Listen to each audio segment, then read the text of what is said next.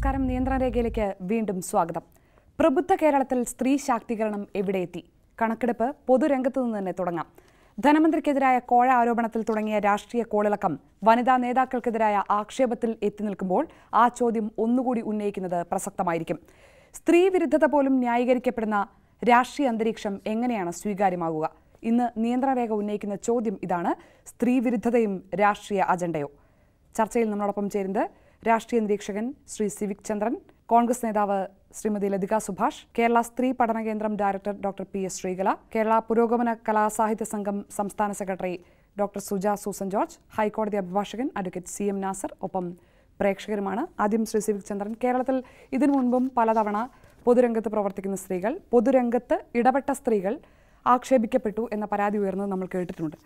എപ്പോഴെങ്കിലും സ്ത്രീ വിരുദ്ധത ഇല്ലാതെ അത് കൈകാര്യം ചെയ്യപ്പെട്ട ഒരു മാതൃകാപരമായ സന്ദർഭം താങ്കൾക്ക് ഓർമ്മയുണ്ടോ? കേരള നിയമസഭയിലെ സാമാജികരുടെ നന്ദി പറയുന്നു. ഇതങ്ങനെ വലിയ വിശുദ്ധ വിഗ്രഹങ്ങൾ ഉള്ള ശ്രീകോവിലൊന്നും അല്ല. ഇത് സാധാരണ തെരുവ് പോലെ തന്നെയാണ്, അല്ലെങ്കിൽ ഓഫീസുകൾ പോലെ തന്നെയാണ്, കോളേജ് പോലെ തന്നെയാണ്, ബസ് പോലെ തന്നെയാണ് നിയമസഭയും എന്ന് തെളിയിക്കുകയാണ് അവർ ചെയ്തത്. ആ അർത്ഥത്തിലാണ് ഞാൻ അവരോട് ഐ ആം താങ്ക്ഫുൾ വോട്ടർമാരുടെ പ്രതിനിധീകരിച്ച്. എന്നെ അത്ഭുതപ്പെടുത്തിയ ഒരു കാര്യം, യഥാർത്ഥത്തിൽ ഏത് സമയവും ആക്രമിക്കപ്പെടാവുന്ന രീതിയിലാണോ നമ്മുടെ വനിതാ MLA-മാർ അവരുടെ സീറ്റുകളിൽ ഇരിക്കുന്നത്? ഒരു സമയം കിട്ടിക്കഴിഞ്ഞാൽ ചാടി വീഴുകയാണ് അവരുടെ സഹപ്രവർത്തകർ അവരുടെ മേലെ. നേരെ മറിച്ച് നമുക്ക് ഈ ചോദ്യത്തെ ഇങ്ങനെയും ചോദിക്കാം. തങ്ങൾ ഏതെങ്കിലും ഒരു സംഭവം ഉണ്ടാകുമ്പോൾ തങ്ങൾക്കെതിരായി തങ്ങളെ അങ്ങനെ ലൈംഗികമായി ആക്രമിക്കാൻ വരുന്നു എന്ന് ആരോപിക്കുകയോ വിമർശനം ഉന്നയിക്കുകയോ ആക്ഷേപം ഉന്നയിക്കുകയോ ചെയ്യുന്ന വിഭാഗമാണോ നമ്മുടെ വനിതാ MLA-മാർ? ഇവർ കേരളത്തിൽ ഇപ്പോൾ നടന്നുകൊണ്ടിരിക്കുന്ന വലിയ വലിയ വീണ്ടുവിചാരങ്ങളുണ്ട്. തെരുവിൽ ചുംബന സമരത്തിലൂടെയും ആർത്തവ സമരത്തിലൂടെയും നമ്മുടെ പെൺകുട്ടികൾ, ഇവരുടെ തന്നെ ഈ MLA-മാരുടെയും വനിതാ MLA-മാരുടെയും മക്കൾ, അവരുടെ മരുമക്കൾ, അവരുടെ കൊച്ചുമക്കളിലൊക്കെ ഉൾക്കൊള്ളുന്ന പെൺകുട്ടികൾ തെരുവിൽ അവരുടെ കോളേജുകളിൽ ധാരാളം വീണ്ടുവിചാരങ്ങൾ നടത്തുന്നില്ലേ? ഈ വീണ്ടുവിചാരങ്ങളെക്കുറിച്ചൊന്നും ഇവർ ശ്രദ്ധിക്കുന്നില്ലേ?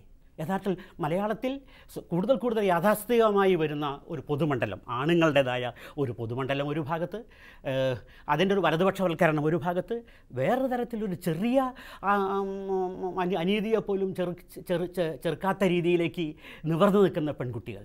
ഇതിൽ നിന്ന് എന്താണ് നമ്മുടെ MLA-മാർ പഠിക്കുന്നത്? MLA-മാർ പഠിക്കേണ്ടത്? ഈ ചോദ്യമാണ് ഇതിൽ പ്രധാനപ്പെട്ടതെന്ന് ഞാൻ വിചാരിക്കുന്നു. അങ്ങനെ ഒരു സാഹചര്യം ഉണ്ടായാൽ മാതൃകാപരമായി എങ്ങനെയുള്ള പ്രതികരണമാണ് നിങ്ങൾ ആഗ്രഹിക്കുക? എനിക്ക് സത്യം പറഞ്ഞ വിഷമം, ഒട്ടും സെക്യൂർ അല്ലല്ലോ നമ്മുടെയൊക്കെ ലൈഫ് പൊതുജീവിതത്തിൽ. ഒരു 4 നൂറ്റാണ്ടായിട്ട് പൊതുപ്രവർത്തനം നടത്തുന്ന ആളാണ് ഞാൻ. സ്ത്രീ വിരുദ്ധതയുടെ പേരിൽ തെരഞ്ഞെടുപ്പ് കാലഘട്ടത്തിൽ ഒരു വിഷയം എൻ്റെ തെരഞ്ഞെടുപ്പ് കാലഘട്ടത്തും ഉണ്ടായതാണ്. അതിന് നിരവധിയായിട്ടുള്ള ആളുകൾ പ്രതികരിച്ചത്. അതിന് സോഷ്യൽ മീഡിയയിൽ വന്ന കമൻസ്, പിന്നെ വന്ന് തെരഞ്ഞെടുപ്പെല്ലാം കഴിഞ്ഞ് വന്നപ്പോൾ സത്യം പറഞ്ഞാൽ കണ്ണ് നിറഞ്ഞു പോയ സന്ദർഭങ്ങൾ പോലുമുണ്ട്.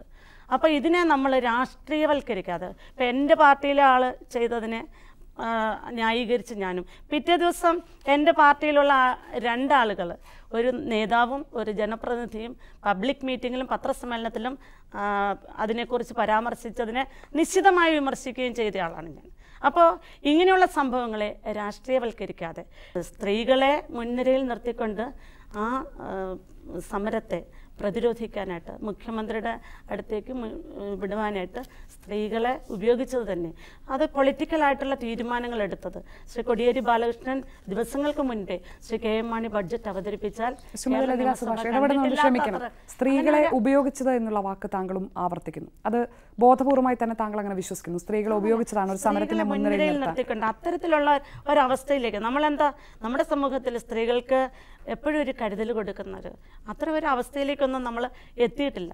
സ്ത്രീകൾ ഇപ്പോഴും സംരക്ഷിക്കപ്പെടേണ്ടവരാണ് എന്ന ചിന്താഗതിയും അതുകൊണ്ട് സ്ത്രീകൾക്ക് ഒരു കരുതൽ എപ്പോഴും ഉണ്ട്. നമ്മൾ ആ ഒരു അവസ്ഥയിലേക്ക് സ്വാഭാവികമായിട്ടും എത്തിയിട്ടില്ല. കേരളത്തിന്റെ ഇപ്പോഴത്തെ ഒരു പരിസരമുണ്ട്. ചുംബന സമരത്തിലൂടെയും അതിനെ തുടർന്ന് സദാചാര ഗുണ്ടായിസത്തിനെതിരെ ഉയർത്തിയ നിലപാടുകളിലുമൊക്കെ സ്ത്രീയുടെ സ്വാതന്ത്ര്യം തന്നെയാണ് അടിസ്ഥാനമായി ഏറ്റവും അധികം ചർച്ച ചെയ്യപ്പെട്ടത്. അതേ സംസ്ഥാനത്ത് നിയമസഭയിൽ നിന്നാണ്, എന്ന് വെച്ചാൽ അവകാശങ്ങൾ സംരക്ഷിക്കുകയും പുതിയ നിയമനിർമ്മാണത്തിന് തുടക്കമിടുകയും ചെയ്യേണ്ട, വലിയ സാമൂഹ്യ മാറ്റങ്ങൾക്ക് വേദിയാകേണ്ട അതേ നിയമസഭയിലുണ്ടായ ചോദ്യങ്ങളിൽ നിന്നാണ് ഇപ്പോൾ സ്ത്രീ അപമാനിക്കപ്പെടാതിരിക്കാൻ എന്ത് ചെയ്യണം എന്നുള്ള ചർച്ചയിലേക്ക് നമുക്ക് വരേണ്ടി വരുന്നു. നമുക്ക് എല്ലാവർക്കും അറിയാവുന്നതുപോലെ ഒരുപാട് വൈരുദ്ധ്യങ്ങൾ നിലനിൽക്കുന്ന ഒരു സമൂഹമാണ് കേരളത്തിൻ്റേത്. ഇപ്പോൾ ഇന്ത്യയിൽ സ്ത്രീകൾക്ക് സുരക്ഷിതമല്ലാത്ത രാജ്യങ്ങളിൽ ലോകത്ത് 4ാം സ്ഥാനമാണ് ഇന്ത്യക്കുള്ളത്. പക്ഷേ കേരളത്തെ സംബന്ധിച്ചിടത്തോളം സ്ത്രീ പുരുഷ അനുപാതത്തിൽ ഇന്ത്യയിൽ 1ാം സ്ഥാനത്ത് നിൽക്കുന്ന സംസ്ഥാനമാണ്. വിദ്യാഭ്യാസ രംഗത്തും സ്ത്രീകളുടെ ആരോഗ്യത്തിലും ഒക്കെ സ്ത്രീകൾക്ക് അനുകൂലമായ ഘടകങ്ങൾ നിൽക്കുമ്പോഴും നിയമനിർമ്മാണ സഭയിൽ 141 പേരിൽ 7 പേരാണ് സ്ത്രീകളായിട്ടുള്ളത്. വ്യക്തികളായി കാണാൻ, സ്ത്രീകളെ ഈ സമൂഹത്തിലെ വ്യക്തികളായി കാണാൻ സ്ത്രീകൾക്ക് അനുകൂലമായിട്ടുള്ള നിയമങ്ങൾ നിർമ്മിക്കുകയും അത് നടപ്പിലാക്കണം എന്ന് ഉറപ്പുവരുത്തുകയും ചെയ്യേണ്ടുന്ന നിയമസഭയിൽ പോലും സാധിക്കുന്നില്ല എന്ന് ഈ സംഭവങ്ങൾ വ്യക്തമാക്കുന്നുണ്ട്. എന്താണ് ലൈംഗിക അതിക്രമം എന്നുള്ളതിനെ സംബന്ധിച്ച് കഴിഞ്ഞ ചാനൽ ചർച്ചകളിലൊക്കെ ഉന്നയിക്കപ്പെട്ട ചോദ്യം അതാണ്. തൊട്ടാൽ അത് ലൈംഗിക അതിക്രമമാണോ? ഇങ്ങനെ ഉന്തും തള്ളുമൊക്കെ നടക്കുമ്പോൾ അതിനകത്ത് പെടുമ്പോൾ സ്വാഭാവികമായിട്ടും പുരുഷന്മാർ ഉപദ്രവിക്കുക അതിനകത്ത് പെട്ടുപോകില്ലേ? അപ്പോൾ അതിനെ ലൈംഗിക അതിക്രമമായി കാണാമോ എന്നൊക്കെയുള്ള ചോദ്യങ്ങൾ ഉന്നയിക്കപ്പെട്ടിട്ടുണ്ട്. അപ്പോൾ ഞാൻ പറഞ്ഞത് ഇതാണ്, ഇതുവരെയും എനിക്ക് മറുപടി കിട്ടാത്തൊരു ചോദ്യം, ഒരു സംശയം എന്നിൽ അവശേഷിക്കുന്നത് ഇതുമാത്രമാണ്. കേരളത്തിലെ സ്ത്രീകളുടെ ജീവിതത്തിനും ജീവനും സംരക്ഷണം ഉറപ്പുവരുത്തേണ്ട, എല്ലാ ജനങ്ങളുടെയും ഒപ്പം സ്ത്രീകളുടെയും സംരക്ഷണം ഉറപ്പുവരുത്തേണ്ട നിയമസഭ, ആ നിയമസഭയ്ക്കുള്ളിൽ ഒരു സ്ത്രീ ലൈംഗിക അതിക്രമം നേരിട്ടു എന്ന് പരാതിപ്പെട്ടാൽ ആ പരാതിയുടെ മേൽ ഒരു അന്വേഷണം നടത്തുവാനുള്ള ഉത്തരവാദിത്തമെങ്കിലും അതിന് ചുമതലപ്പെട്ടവർ കാണിക്കേണ്ടതല്ലേ? ലോകത്തിലെമ്പാടും ഇത്തരത്തിൽ പൊതുരംഗത്തിറങ്ങുന്ന സ്ത്രീ പലതരത്തിൽ ആക്രമിക്കപ്പെടാറുണ്ട്. ഇവിടുത്തെ ആക്രമണം നോക്കൂ, 2 തരത്തിലാണ് ഉണ്ടായത്. ഒന്ന് ശാരീരികമായ ആക്രമണം, അത് കഴിഞ്ഞിട്ട് അതിനെ തുടർന്നുണ്ടായ വാമൊഴി ആക്രമണം. മാത്രമല്ല ഈ ഭാഷയൊക്കെ ശ്രദ്ധിച്ചു നോക്കൂ, വളരെ സ്വാഭാവികമെന്നാണ്. ഇപ്പോൾ പുരുഷന്മാർ സാധാരണ ഉപയോഗിക്കുന്ന പദപ്രയോഗങ്ങളാണ് ഇതൊക്കെ. സ്ത്രീകളെ വിശേഷിപ്പിക്കാൻ, സ്ത്രീകളെ അടിച്ചിരുത്താൻ എന്താ ചെയ്യുന്നത്? സാധാരണഗതിയിൽ ചെയ്യുന്നത് അവളെ ലൈംഗികമായി ആക്രമിക്കുക തന്നെയാണ്. ഇപ്പോൾ സോഷ്യൽ മീഡിയയിൽ ഒരു പെൺകുട്ടി എഴുതിയിരിക്കുന്ന കണ്ടു, ശ്രീമാൻ ഉമ്മൻചാണ്ടി പറഞ്ഞു, ഇതുപോലൊരു സംഘർഷം നടക്കുന്നിടത്ത് സ്ത്രീ എങ്ങനെയാണ് ലൈംഗികമായി ആക്രമത്തെ നേരിടുക, ഒരു ആൾക്കൂട്ടത്തിൽ എങ്ങനെയാണ് സ്ത്രീയെ ലൈംഗികമായി ആക്രമിക്കുക എന്ന് ഒരു പെൺകുട്ടി എഴുതിയിരിക്കുന്ന കണ്ടു. അദ്ദേഹം ഒന്ന് തൃശ്ശൂർ പൂരത്തിന് പോയി നോക്കിയാൽ അറിയാം. ഇതുപോലെ സിനിമാ തിയേറ്ററിലാവട്ടെ, പള്ളിയിലാകട്ടെ, അമ്പലത്തിലാകട്ടെ ഇങ്ങനെ സ്ത്രീ ആക്രമിച്ചുകൊണ്ട് ഇതേ കാര്യമാണ്. MLA-മാരാണ്, വനിതാ MLA-മാരെന്നുള്ള അവർ അടിസ്ഥാനപരമായി MLA-മാരാണ്.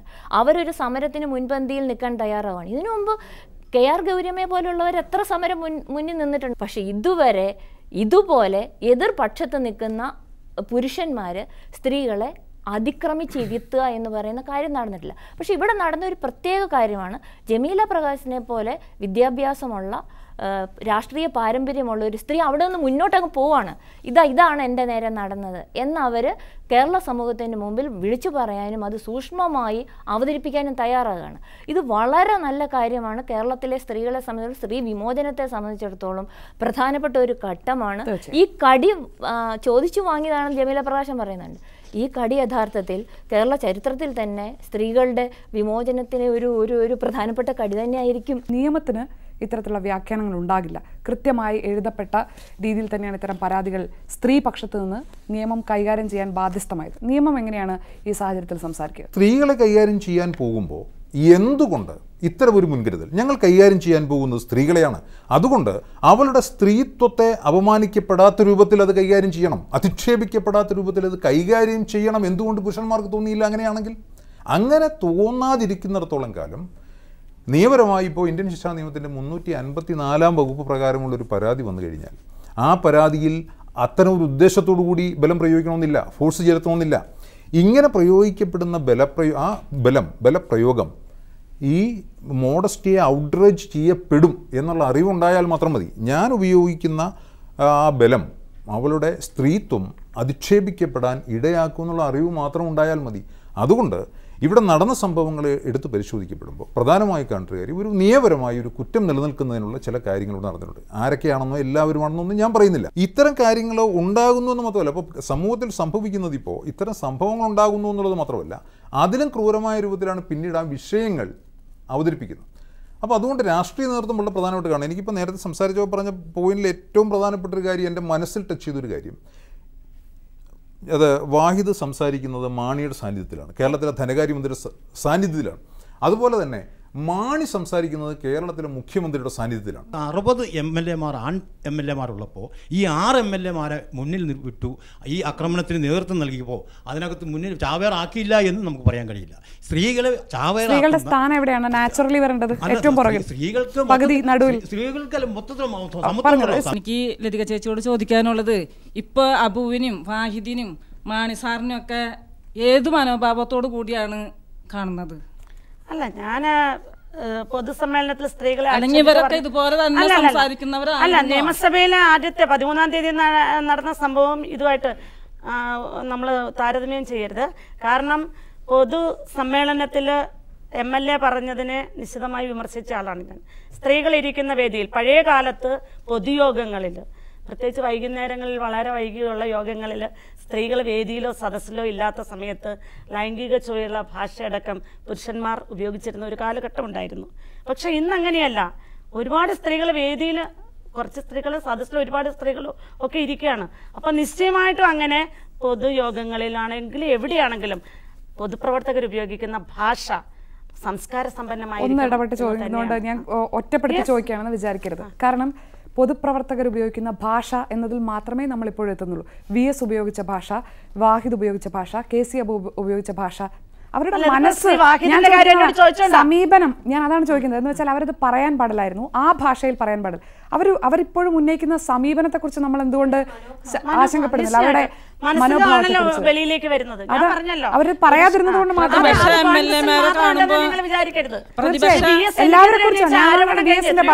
പൊതുയോഗങ്ങൾ കേട്ട് CPM-ന്റെ അതിനുവേണ്ടി LDF നല്ലോണം മാപ്പ് പറഞ്ഞില്ല. ഇതിപ്പോ ബിജിമോളോട് കാണുന്നില്ല. ഞാൻ ഇതിനെ രാഷ്ട്രീയമായിട്ട് ഉപയോഗിക്കുകയല്ല, ഞാനൊരു സംഭവം പറഞ്ഞു വരികയാണ്. ഉടനെ കയറി പറയരുത്. കാരണം അതിനുശേഷമുള്ള പൊതുയോഗങ്ങളിൽ കേരളത്തിന്റെ പല പ്രദേശങ്ങളിലും എൻ്റെ പേര് പരാമർശിച്ച് മോശമായിട്ട് പറഞ്ഞത് CPM-ന്റെ ആളുകൾ പോലും ഫോണിൽ എന്നെ വിളിച്ച് പറഞ്ഞിട്ടുണ്ട്. വിഷമമുണ്ട്. അപ്പൊ അവിടെയൊക്കെ ഒരു വാക്കുകൊണ്ട് അപമാനിക്കപ്പെടുകയാണ് വീണ്ടും വീണ്ടും. ഞാൻ ചോദിക്കുന്നത്, പക്ഷേ നമ്മളത് VS ഉപയോഗിച്ച ഭാഷ, VS പറഞ്ഞുപോയി, KC അബു പറഞ്ഞുപോയി, വാഹിദ് പറഞ്ഞുപോയി എന്നാണ് ഇപ്പോഴും പറയുന്നത്. അതല്ലാതെ ഒരു സമീപനത്തിന്റെ പ്രശ്നമാണെന്ന് നമുക്ക് എന്തുകൊണ്ട് തടുക്കാൻ കഴിയുന്നില്ല? അതെല്ലാ സ്ത്രീകളെയും ഒരുപോലെ ബാധിക്കുന്ന മനസ്സിലെ കാര്യങ്ങളാണ് എപ്പോഴെങ്കിലും ഒക്കെ പുറത്തേക്ക് വരുന്നത്. അപ്പൊ ഈ സ്ത്രീ വിരുദ്ധത തന്നെയാണ് അവിടെ വരുന്നത്. ഞങ്ങളൊക്കെ ഞങ്ങളുടെ പാർട്ടി വേദികളിൽ അത്തരം സംഭവങ്ങൾ ഉണ്ടായാൽ അപ്പോൾ തന്നെ പറയാറുണ്ട്. പുരുഷാധിപത്യ മൂല്യങ്ങൾ സംരക്ഷിച്ചുകൊണ്ട് മുന്നോട്ട് പോകുന്ന ഒരു സമൂഹമാണ് നമ്മുടേത്. അപ്പോൾ സ്വാഭാവികമായും അതിൻ്റെ ഒരു പ്രധാന ഘടകമാണ് സ്ത്രീവിരുദ്ധത. അത് എല്ലാ രംഗത്തുമുണ്ട്, എല്ലാ സ്ഥാപനങ്ങളിലുമുണ്ട്. വിവാഹം, കുടുംബം, മതം, വിദ്യാഭ്യാസം, രാഷ്ട്രീയം, എല്ലാ സ്ഥാപനങ്ങളിലും അത് നിലനിൽപ്പുണ്ട്. പക്ഷെ രാഷ്ട്രീയ പ്രവർത്തകരെ സംബന്ധിച്ച് അവർ ജനങ്ങളോടാണ് സംവദിക്കുന്നത്, ജനങ്ങളുമായി നേരിട്ട് സംവദിക്കുന്നു, ജനങ്ങൾക്കിടയിൽ പ്രവർത്തിക്കുന്നു. ഈ ജനങ്ങൾ എന്ന് പറയുന്നത് സ്ത്രീകളും പുരുഷന്മാരും അടങ്ങുന്നതാണ്. നമ്മൾ പൊതുവെ ആൾക്കൂട്ടം, ജനക്കൂട്ടം എന്നൊക്കെ പറയുമ്പോൾ പുരുഷന്മാരെ മാത്രമാണ് ഇങ്ങനെ സങ്കല്പിച്ച് വെച്ചിരിക്കുന്നതെങ്കിലും ഈ പിന്നെ ഒതുങ്ങി നിൽക്കണം എന്ന് പറയുന്ന ഈ സ്ത്രീകളും അതിനകത്തുണ്ട്. അപ്പോൾ ആ സ്ത്രീകൾക്കിടയിൽ കൂടി പ്രവർത്തിക്കുകയും വിശേഷിച്ച് ജനപ്രതിനിധികൾ, സ്ത്രീകളുടെ കൂടി വോട്ട് നേടി എത്തുന്നവർ, വിജയിക്കുകയോ പരാജയപ്പെടുകയോ ചെയ്യുന്ന വിധത്തിൽ രാഷ്ട്രീയ പ്രവർത്തനം നടത്തുന്ന ആളുകൾ കുറച്ചുകൂടി സ്ത്രീവിരുദ്ധതയെ മറികടക്കുവാനുള്ള ശ്രമം ബോധപൂർവമായി നടത്തണം. ഞാൻ പറയുന്നത് ഇത് പുരുഷന്മാരെ മാത്രം ഉദ്ദേശിച്ചല്ല, സ്ത്രീകളും പുരുഷന്മാരും അടങ്ങുന്ന പൊതുസമൂഹത്തെ ഉദ്ദേശിച്ചാണ്. ഞാനും ഷാനിയും സുജ ടീച്ചറും ശ്രീമതി ലതിക സുഭാഷും ഉൾപ്പെടെ ഈ പുരുഷാധിപത്യ മൂല്യങ്ങളെ എത്രയോ നൂറ്റാണ്ടുകളായി പേര് വരുന്നതിൻ്റെ അംശങ്ങൾ ഉള്ളിൽ സൂക്ഷിക്കുന്നവരാണ്. ഇത് മറികടക്കാൻ എളുപ്പമല്ല, വളരെ സങ്കീർണമായിട്ടുള്ള ഒരു പ്രക്രിയയാണ്. അതിനുള്ള ബോധപൂർവമായ ശ്രമം നടത്തേണ്ടത് ഒന്നാമതായി രാഷ്ട്രീയ പ്രവർത്തകരാണ് എന്ന് ഞാൻ പറയും. തീർച്ചയായിട്ടും. അപ്പോൾ അതുണ്ടാകുന്നില്ല. അവർ കൂടുതൽ കൂടുതൽ സ്ത്രീവിരുദ്ധരായി മാറിക്കൊണ്ടിരിക്കുക. ഇത് പ്രവൃത്തി കൊണ്ടുള്ള അല്ലെങ്കിൽ വാക്കുകൊണ്ടുള്ള ആക്രമണമാണ് എങ്കിൽ രാഷ്ട്രീയ പ്രവർത്തകരുടെയും ജനപ്രതിനിധികളുടെയും ഭാഗത്ത് നിന്ന് 13-ാം തീയതിക്ക് ശേഷം ഉണ്ടായിട്ടുള്ള പൊതുജനമധ്യത്തിൽ അവർ പ്രകടിപ്പിച്ച അഭിപ്രായം എന്ന് പറയുന്നത് വാസ്തവത്തിൽ വാക്കുകൾ കൊണ്ടുള്ള ബലാത്സംഗമാണ് സ്ത്രീക്ക് നേരെ സംഭവിച്ചുകൊണ്ടിരിക്കുന്നത്. അതിനെ ആ രീതിയിൽ കാണാനും പ്രതിരോധിക്കാനും നമ്മൾ തയ്യാറാണ്. അത് കേട്ട് ആസ്വദിക്കുന്ന വളരെ നിയമസഭാ സാമാജികൻ എന്ന നിലയിൽ ദീർഘകാലത്തെ പ്രവർത്തന പാരമ്പര്യമുള്ള ഒരു വ്യക്തി അവിടെ ഇരുന്ന് അത് ആസ്വദിക്കുകയാണ് അല്ലേ. ആ വ്യക്തി തന്നെ മറ്റൊരു സന്ദർഭത്തിൽ സ്ത്രീകളെ പരാമർശിച്ചുകൊണ്ട് വേറൊരു രീതിയിൽ ഇത് എന്നാണ് അദ്ദേഹം ഉപയോഗിച്ചത്. അതിനകത്ത് ഒരുപാട് അർത്ഥങ്ങളുണ്ട്. ആ രീതിയിൽ അത് പ്രയോഗിക്കുകയാണ്. അപ്പോൾ ഈ നിയമമൊക്കെ നടപ്പിലാക്കുന്നുണ്ട് എന്ന് ഉറപ്പുവരുത്തേണ്ടുന്ന കേരളത്തിന്റെ മുഖ്യമന്ത്രി തന്നെ അദ്ദേഹത്തിന്റെ തന്നെ സാന്നിധ്യത്തിൽ അത് പറയുമ്പോൾ അദ്ദേഹവും പ്രതികരിക്കുന്നില്ല.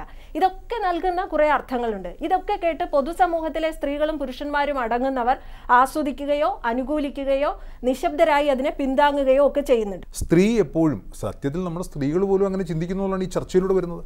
ഏറ്റവും അപകടകരമായി എനിക്ക് തോന്നുന്നൊരു കാര്യം, ഇപ്പോൾ ഈ വരുന്ന ചർച്ചയിൽ ഒരു പ്രയോഗം ഉണ്ടായി, ചാവേർ. സത്യത്തിൽ ഈ ചർച്ചകളിലെല്ലാം നാം ഏറ്റവും ശ്രദ്ധിക്കേണ്ടത് ചാവേർ എന്ന പ്രയോഗം പോലും വളരെ കരുതലോടെ ബോധപൂർവ്വം ഇളക്കി വിടുന്നതെന്ന് ഞാൻ കരുതുന്നു. കാരണം അവർ ചാവേർ ആയിരുന്നില്ലെങ്കിൽ ഇങ്ങനെ ആയിരുന്നില്ല പെരുമാറേണ്ടിയിരുന്നത്, ചാവേർ ആയതുകൊണ്ടാണ് ഇതെല്ലാം സംഭവിച്ചത് എന്ന് വരുത്തുക. അത്തരം ഒരു പ്രയോഗത്തിലൂടെ ചെയ്ത കാര്യങ്ങൾ ന്യായീകരിക്കാനുള്ള ശ്രമമാണ് വരുന്നത്. ഈ വിഷയവുമായി ബന്ധപ്പെട്ട് നമ്മുടെ മാധ്യമങ്ങൾ എടുത്ത നിലപാട് തീർച്ചയായും പരിശോധിക്കപ്പെടേണ്ടതാണ്. അതൊരു പുനർവിചിന്തനത്തിന് തയ്യാറാകേണ്ടതാണ്. മാധ്യമങ്ങൾ എടുത്ത നിലപാട് ഈ സ്ത്രീ വിരുദ്ധതയുടെ നിലപാടായിരുന്നു എന്ന് പറയുന്നതിൽ എനിക്ക് വിഷമമുണ്ട്. മറ്റെല്ലാം തിരുത്തപ്പെടുന്നതോടൊപ്പം തന്നെ ഈ മാധ്യമങ്ങളുടെ സ്ത്രീ വിരുദ്ധ നിലപാട് തിരുത്തപ്പെടേണ്ടത് എൻ്റെ അഭിപ്രായം. നമ്മുടെ നിയമസഭയിൽ വനിതാ എം എൽ എമാരെ ചാവേറുകളെ പോലെ മുൻനിരയിൽ നിർത്തി എന്ന് പറയുന്നതിലൂടെ പുരുഷൻ പറയുന്ന സമയത്തും സ്ഥലത്തും മാത്രമേ സ്ത്രീകൾ നിൽക്കാവൂ എന്ന് പുരുഷൻ ആണിക്കല്ലടിക്കുന്നതായിട്ടാണ്. ഈ ഡൽഹി ഇഷ്യൂല് അടക്കം അവൾ എന്തിനാ രാത്രി പോയത് എന്ന് ചോദിക്കുന്ന അതേ രോഗാതുരമായ മനോഭാവം തന്നെയാണ് അവരെ ചാവേറാക്കി എന്ന് പറയുന്ന ഉമ്മൻചാണ്ടിയിൽ തെളിഞ്ഞത്. ഇത് എന്ന് പറഞ്ഞുകൊണ്ട് ആക്ഷേപിക്കുന്ന മാണിയിൽ തെളിയുന്നത് ഏറ്റവും സങ്കടകരമായ ഒന്ന്. ഇതിൻ്റെ മഹിളാ സംഘടനയുടെ പ്രതിനിധിയായിട്ടുള്ള മാഡം ഇവിടെ സംസാരിച്ചു തുടങ്ങിയപ്പോഴും ആ നിലയിൽ തന്നെയാണ് പറയുന്നത്. അത് ഒരു തരത്തിലും അതിനെ അംഗീകരിക്കാൻ കഴിയും. സ്ത്രീ എവിടെയാണ് നിൽക്കേണ്ടത്? സ്ത്രീ ആരെങ്കിലും പറഞ്ഞിട്ട് ചലിക്കേണ്ടവളാണ്. സ്ത്രീ അങ്ങോട്ട് പോയത് കൊണ്ടല്ലേ കുഴപ്പമുണ്ടായത്? ഇല്ലെങ്കിൽ ഒരു കുഴപ്പമുണ്ടായിരുന്നല്ലോ. അടങ്ങി ഒതുങ്ങി എവിടെയെങ്കിലും ഇരുന്നാൽ മതിയല്ലോ എന്നാണ് പച്ചയായി ആ പരാമർശത്തിന്റെ അർത്ഥം. അത് ഒരിക്കലും പൊതുപ്രവർത്തന രംഗത്ത് നിൽക്കുന്ന മാഡത്തിനെ പോലെയുള്ള ആളുകൾക്ക് ഒരിക്കലും അതല്ല പറഞ്ഞത്. ഞാൻ ഇതിനകത്തെ രാഷ്ട്രീയവും അതിനകത്തെ രാഷ്ട്രീയമായിട്ടുള്ള ഗൂഢാലോചനയും കുറിച്ച് മാത്രമാണ് പറഞ്ഞത്, അല്ലാതെ അല്ല ഞാൻ പറഞ്ഞത്. അങ്ങനെ തെറ്റിദ്ധരിക്കരുത്. ചാവേർ പറഞ്ഞപ്പോഴാണ് ഞാൻ ഓർത്തത്, കഴിഞ്ഞ തെരഞ്ഞെടുപ്പിൽ ഓർക്കുന്നുണ്ടോ, ഞങ്ങൾ രണ്ടുപേരും ചാവേറുകളാണെന്ന് ഇവിടെ പല മാധ്യമങ്ങളും എഴുതി. നമ്മളെല്ലാം ആലോചിക്കേണ്ട കാര്യം, നമ്മളെയൊക്കെ പിന്തള്ളിക്കൊണ്ട് നമ്മുടെ പെൺകുട്ടികൾ മുന്നോട്ട് പോവുകയാണ്. തിരുവനന്തപുരം എഞ്ചിനീയറിംഗ് കോളേജ് വനിതാ പ്രിൻസിപ്പലാണുള്ളത്. വനിതാ പ്രിൻസിപ്പൽ പെൺകുട്ടികളോട് പറയുന്നു 6 മണിക്ക് ശേഷം ഹോസ്റ്റലിലേക്ക് വരണ്ട. പെൺകുട്ടികൾ മുഴുവൻ സമരത്തില്ല. പെൺകുട്ടികൾ രാത്രി ഹോസ്റ്റലിൽ വിട്ട് ക്യാമ്പസിൽ കിടന്നുകൊണ്ടാണ് സമരം ചെയ്യുന്നത്. മാത്രമല്ല, അതിലെ ഒരു പെൺകുട്ടി പറയുന്ന കഴിഞ്ഞ ദിവസം ഏതോ ഒരു മാധ്യമത്തിൽ കണ്ടു, ശ്രുതി എന്നോ മറ്റാണ് പെൺകുട്ടിയുടെ പേര്. അവൾ പറഞ്ഞത്, ഞങ്ങൾക്ക് സ്വപ്നങ്ങളുണ്ട്, ആ സ്വപ്നങ്ങൾ സഫലീകരിക്കണമെങ്കിൽ ഞങ്ങൾക്ക് സ്വാതന്ത്ര്യം വേണം. ഇമ്മാതിരി നമ്മുടെ പെൺകുട്ടികൾ മുന്നേക്ക് പോയിരിക്കുന്നു എന്നുള്ള കാര്യം നമ്മുടെ നിയമസഭയിൽ ഇരിക്കുന്ന പുരുഷ MLA-മാരും വനിതാ MLA-മാരും ഇവിടുത്തെ മുതിർന്ന സമൂഹം മനസ്സിലാക്കുക തന്നെ വേണം. ആ നിയമത്തിന്റെ ആനുകൂല്യങ്ങൾ വളച്ചൊടിച്ചു കൊണ്ടുള്ള ഒരു കേസാണ് ഇപ്പോൾ കൊടുത്തിരിക്കുന്നത്. സ്ത്രീയെ സംരക്ഷിക്കേണ്ട ഭരണകൂടം സ്ത്രീക്കെതിരെ ഒരു പ്രശ്നം വന്നപ്പോൾ സംരക്ഷിക്കാൻ തയ്യാറല്ലെന്ന് കേരള സമൂഹം മനസ്സിലാക്കി. ഇത് ആസൂത്രിതമായിട്ടുള്ള ഒരു സമരമായിരുന്നുവെന്നും സ്ത്രീകളെ ചാവേറുകളായിട്ട് മുന്നോട്ട് കൊണ്ടുവന്നിട്ടുണ്ടെന്ന് പറയുമ്പോൾ, മാഡം ഞാനൊന്ന് പറഞ്ഞോട്ടെ, അതിലേക്ക് കൊണ്ടുവരപ്പെടുന്നു എന്ന് പറയുമ്പോൾ ഇന്ന് സ്ത്രീകൾ തങ്ങളുടെ അവകാശങ്ങളെ കുറിച്ച് തിരിച്ചറിയുന്നവരാണ്.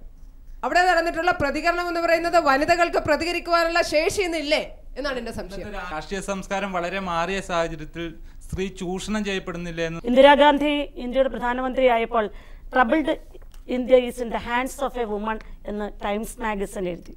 അവിടെയും ഒരു മാധ്യമം സ്ത്രീ ആയതുകൊണ്ട് എന്നുള്ള ഇതൊക്കെ നമ്മുടെ കാലാകാലങ്ങൾ. ഇന്ദിര, നീയൊരു പെണ്ണല്ലേ, നിനക്ക് സന്തതി രണ്ടില്ലേ, ഉരിരി പച്ചരി പൊടിയിരി തന്നാൽ എങ്ങനെ വച്ചു വിളമ്പുമടി. ആ മുദ്രാവാക്യത്തിൽ പോലും സ്ത്രീ വിരുദ്ധതയുണ്ട്. അതുകൊണ്ടാണ് നിശ്ചയമായിട്ടും ഇത്തരത്തിലുള്ള ചർച്ചകൾ ഉണ്ടാകുമ്പോൾ എല്ലാ ആളുകളും, മാധ്യമങ്ങളും എല്ലാ താങ്കൾ മാധ്യമങ്ങൾ എന്ന് ആവർത്തിച്ച് പറയുന്നുണ്ട്. ഒരു കാര്യം മാത്രം ശ്രീമതി ലതിക സുഭാഷ്, താങ്കൾ മാധ്യമങ്ങൾ എന്ന് പറയുമ്പോൾ ഈ വിഷയത്തിൽ പൂർണ്ണ ഉത്തരവാദിത്തത്തോടുകൂടി തുടക്കം മുതൽ അവസാനം വരെ ചർച്ച നടത്തിയെന്ന് ഉറപ്പിച്ച് വിശ്വസിക്കുന്ന ഞാൻ പോലും ചോദ്യം ചെയ്യാത്തതിന്റെ കാരണം മാധ്യമങ്ങളിൽ ആരെങ്കിലും അങ്ങനെ ചെയ്യുന്നുണ്ടെങ്കിൽ അത് ചോദ്യം ചെയ്യപ്പെടണം എന്ന് വിചാരിക്കുന്നതുകൊണ്ടാണ്. ഞാൻ താങ്കളോട് ചോദിക്കുന്നത് അതാണ്, രാഷ്ട്രീയ ലോകത്ത് നിന്ന് സ്ത്രീകളെ ഈ രീതിയിൽ പ്രതികരിക്കാനും ഈ രീതിയിൽ ആക്ഷേപിക്കാനും തുനിയുമ്പോൾ ആരായാലും അത് പാടില്ല എന്ന് ശ്രീമതി ലതിക സുഭാഷിനും പറയാൻ കഴിയണ്ടേ? അല്ല, പറയാറുണ്ടല്ലോ, നിശ്ചയമായിട്ടും പറയുന്നുണ്ട്. പക്ഷെ രാഷ്ട്രീയമായിട്ട് ഇതിനെ പ്രതിരോധിക്കാനും ആ ഒരു ജനപ്രതിനിധിയെ മോശക്കാരനാക്കാനും അദ്ദേഹത്തിന്റെ വീട്ടിൽ ചെന്ന് പ്രായമായ അമ്മയെ ചീത്ത പറയുകയും നമ്മുടെ മാനദണ്ഡം ഒരു പരാതി വരുമ്പോൾ നമ്മുടെ മാനദണ്ഡം എന്താകണം? ഒരു പരാതി വരുമ്പോൾ നമ്മുടെ മാനദണ്ഡം എന്താകണം? വി.എസ്. അച്യുതാനന്ദൻ താങ്കളെ ആക്ഷേപിച്ച് സംസാരിച്ചപ്പോൾ അദ്ദേഹത്തിന് കേരളത്തിലുണ്ടായിരുന്ന ജനപ്രിയത ആരും എടുത്തു പറഞ്ഞിട്ടില്ല. അദ്ദേഹത്തിന് പിന്നിലുള്ള അനുയായി വൃന്ദത്തിന്റെ കണക്കാരും നോക്കിയിട്ടില്ല. അദ്ദേഹത്തിന്റെ മാന്യത എന്താണ്, അദ്ദേഹത്തിന്റെ ചരിത്രം എന്താണ് എന്നൊന്നും നോക്കിയിട്ടില്ല. ആ പറഞ്ഞത് തെറ്റായി എന്നാണ് നമ്മൾ പറഞ്ഞത്. താങ്കൾ അത് ആഗ്രഹിക്കുകയും താങ്കളുടെ പിന്നിൽ പിന്തുണ നൽകി ഉറച്ചു നിൽക്കുകയും ചെയ്തവരാണ് ഭൂരിഭാഗം സ്ത്രീ നേതാക്കളും എന്നും താങ്കൾക്ക് ഓർമ്മയുണ്ടാവും. ഇതുപോലുള്ള സാഹചര്യങ്ങളിൽ നമ്മൾ എങ്ങനെയാണ് അത് കൈകാര്യം ചെയ്യേണ്ടത്? അതാണ് ഞാൻ ചോദിക്കുന്നത്. ഒരു സ്ത്രീക്ക് പരാതിയുണ്ട്, നമ്മളത് എങ്ങനെയാണ് കൈകാര്യം ചെയ്യേണ്ടത്? നിയമ നടപടികളുടെ എപ്പോഴൊക്കെ പൊതുരംഗത്ത് പ്രവർത്തിക്കുന്ന സ്ത്രീകൾ ഇത്തരത്തിൽ അവഹേളനം നടന്നു എന്ന്, അപമാനം സംഭവിച്ചു എന്ന് പറഞ്ഞപ്പോൾ നമ്മൾ അവരോട് തിരിച്ചു ചോദ്യങ്ങൾ ചോദിച്ചോ? അതേപോലെ പലരിൽ നിന്നായി, പല ശബ്ദങ്ങളിൽ നിന്നായി അതേ ചോദ്യങ്ങൾ ഉയർന്നു. കുടുംബത്തിൻ്റെ പശ്ചാത്തലം, നിങ്ങളിതിനു മുമ്പ് സ്വീകരിച്ച നിലപാട്, നിങ്ങളുടെ വ്യക്തിശുദ്ധി തുടങ്ങിയ ഒരുപാട് കാര്യങ്ങൾ സ്ത്രീ അപമാനിക്കപ്പെട്ടു എന്ന് പറയുമ്പോൾ തീർത്തും വീണ്ടും ആവർത്തിച്ച് ചോദിക്കുക, ഇനി മേലാൽ ഇത്തരത്തിൽ ശബ്ദിച്ചു പോകരുത് എന്നൊരു മുന്നറിയിപ്പായി ഇതും അവസാനിക്കുന്നത് നല്ലതാണ്. നമുക്ക് ആകെ പ്രതീക്ഷ എന്ന് പറയുന്നത് എഞ്ചിനീയറിംഗ് കോളേജിലടക്കം നമ്മുടെ തെരുവിലടക്കം ഇപ്പോൾ ഉയർന്നു വരുന്ന പെൺകുട്ടികളുടെ പ്രസ്ഥാനമാണ് ഇതിനെ മുന്നോട്ട് കൊണ്ടുപോകേണ്ടത്. അത് കേരളത്തിലെ പെൺകുട്ടികളുടെ, കേരളത്തിലെ സ്ത്രീകളുടെ അവകാശത്തിൻ്റെ, സ്വന്തം ശരീരത്തിലും സ്വന്തം ലൈംഗികതയിലുമുള്ള അവകാശം മുന്നോട്ട് കൊണ്ടുവന്ന രീതിയിൽ ഈ നിയമസഭയ്ക്ക് വെളിയിൽ നിന്ന് ഈ ചോദ്യങ്ങളെ ഏറ്റെടുക്കുമോ, അവർ ഉത്തരം കണ്ടെത്താൻ നമ്മുടെ പെൺകുട്ടികൾക്ക് കഴിയുമോ എന്നതാണ് പ്രധാനപ്പെട്ട ചോദ്യം. മാറേണ്ടത് നമ്മുടെയൊക്കെ മനസ്സാണ്. സ്ത്രീകളുടെ മാത്രമല്ല, പുരുഷന്മാരുടെ മാത്രമല്ല, സ്ത്രീയും പുരുഷനും ഉൾപ്പെടുന്ന സമൂഹത്തിൻ്റെ മനസ്സാണ് മാറേണ്ടത്. ബോധപൂർവമായ ഒരു മറികടക്കൽ, അതിജീവനം ഇത്തരം പൊതുധാരണകൾക്ക് ആവശ്യമുണ്ട്. ഇപ്പോൾ നമ്മുടെ മുന്നിൽ സ്ത്രീരത്നങ്ങളായി, മാതൃകാ സ്ത്രീരത്നങ്ങളായി അവതരിപ്പിക്കപ്പെട്ടിട്ടുള്ളവരാണ് സീത, മണ്ഡോദരി, താര തുടങ്ങിയവർ. ഇതിൽ അവരെയൊക്കെ അങ്ങ് സഹനത്തിൻ്റെയൊക്കെ അങ്ങേയറ്റത്തെ ബിംബങ്ങളായിട്ടാണ് നമ്മുടെ മുന്നിൽ തരുന്നത്. നെടുനാൾ വിപിനത്തിൽ വാഴുവാനിടയായി നമ്മളത് എൻ്റെ കുറ്റമോ, പടു രാക്ഷസ ചക്രവർത്തി എന്നുടൽ മോഹിച്ചതു ഞാൻ പിഴച്ചതോ എന്ന് ചോദിച്ച സീതയുണ്ട് രാമായണത്തിൽ. ആ സീതയെ നമ്മളെ പഠിപ്പിച്ചു തന്നിട്ടില്ല. അപ്പോൾ അത്തരം അനുഭവങ്ങൾ നൂറ്റാണ്ടുകൾക്ക് മുമ്പ്, ആയിരക്കണക്കിന് വർഷങ്ങൾക്ക് മുമ്പ് മുതൽ ഇന്ത്യയിലെ സ്ത്രീകൾ അനുഭവിച്ചതാണെന്നും അതിനെ അവർ ചോദ്യം ചെയ്തിട്ടുണ്ടെന്നും അതിൻ്റെ പരമ്പരയായിട്ടാണ് ഇന്ത്യയിലെ സ്ത്രീകൾ കടന്നു വരേണ്ടത് എന്നും അതാണ് ഇപ്പോഴത്തെ പെൺകുട്ടികൾ ഏറ്റെടുത്തിരിക്കുന്നത്. ആ രീതിയിലുള്ള ഒരു മാറ്റമാണ് ആവശ്യമായിട്ടുള്ളത്. ഇപ്പോൾ പുരുഷാധിപത്യ സമൂഹമാണ് മറ്റ് പല സമൂഹങ്ങളെ പോലെ കേരളം. പക്ഷേ കേരളം ഒരു സമർത്ഥമായ ഒളിച്ചുകളി നടത്തുന്ന ഒരു സമൂഹം കൂടിയാണ്. ഇവരനുഭവിക്കുന്ന, നമ്മൾ പരമ്പരാഗതമായി സ്ത്രീയുടെ കൺസ്ട്രക്ഷനിൽ സ്ത്രീ ഇതൊക്കെ അപമാനമായി കണക്കാക്കുന്നുണ്ട്. അവൾ മാനസികമായി വിഷമിക്കുന്നുണ്ട്, ശാരീരികമായി വിഷമിക്കുന്നുണ്ട്.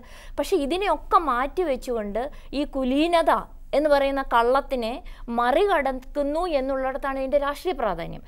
എന്തുകൊണ്ടൊരു കേസെടുക്കുന്നില്ല എന്നത് നമ്മുടെ സ്ത്രീകളെ മാത്രമല്ല, പരിഷ്കൃത സമൂഹത്തെ ആകെ അലോസരപ്പെടുത്തുന്ന ഒരു ചോദ്യമാണ്. ആ ചോദ്യം ഉയർത്താതിരിക്കുക എന്നുള്ളത്, അത്തരം ചോദ്യങ്ങളും അത്തരം അസ്വസ്ഥതകളും സമൂഹത്തിൽ ഇല്ലാതാക്കുക എന്നുള്ളതാണ് ഭരിക്കുന്നവരുടെ ഉത്തരവാദിത്വം. ആ ഉത്തരവാദിത്വം നിറവേറ്റാൻ ഗവൺമെൻറ് സമയത്ത് തയ്യാറായിരുന്നെങ്കിൽ ഒരുപക്ഷെ അതിനകത്തുനിന്നുണ്ടായ വലിയ വിവാദങ്ങളും അനാവശ്യ ചർച്ചകളും ഒഴിവാക്കപ്പെടുമായിരുന്നു എന്ന് എനിക്ക് തോന്നുന്നു. എന്തായാലും ശരി തെറ്റ് ഏതാണ് എന്ന് സംശയമുണ്ടാകുന്ന സാഹചര്യത്തിൽ നിയമം അതിനുള്ള ഉത്തരം കണ്ടെത്താനുള്ള വഴിയൊരുക്കിയിട്ടുണ്ട്. തീർച്ചയായും ഈ സംഭവ വികാസങ്ങളെല്ലാം തന്നെ നിയമത്തിൻ്റെ ശരിതെറ്റ് ചോദ്യങ്ങളിലൂടെ കടന്നു വരേണ്ടതും ഉത്തരം കണ്ടെത്തുന്നതുമാണ്. അതോടൊപ്പം തന്നെ പ്രധാനമാണ് ഉള്ളിലിരിപ്പ് എന്നുള്ളത്, മനോഭാവം മാറുക എന്നുള്ളത്. കേരളത്തിലെ സ്ത്രീകൾ തന്നെ മുൻകൈ എടുത്ത് കൊണ്ടുവരേണ്ട, വിദ്യാഭ്യാസത്തിലൂടെ സംഭവിക്കേണ്ട, സാമൂഹ്യമായ വിദ്യാഭ്യാസത്തിലൂടെ സംഭവിക്കേണ്ട ഒന്നാണ് എന്നുകൂടി ഈ വിവാദങ്ങൾ പഠിപ്പിക്കുന്നുണ്ട് എന്നുള്ള പൊതുവികാരം പങ്കുവെച്ചുകൊണ്ട് നിയന്ത്രണ പുറമാകുന്നു. നമസ്കാരം.